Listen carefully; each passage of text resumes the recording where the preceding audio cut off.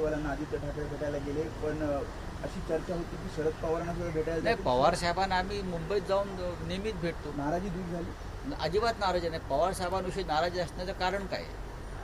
आम्ही एका विशिष्ट घटनेपुरतं आमची भूमिका मांडली. आम्ही नाराजी नाही व्यक्त केली, आम्ही टीका नाही केली.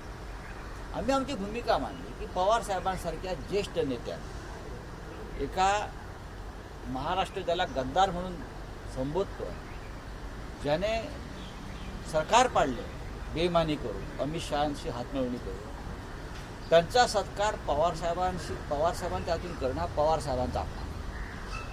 त्यांना महादजी शिंदे यांच्या नावानं पुरस्कार देणं हा शूर योद्धा जो दिल्लीपुढे कधी झुकला नाही, त्या महादजी शिंद्यांचा अपमान, ही आमची भूमिका आहे.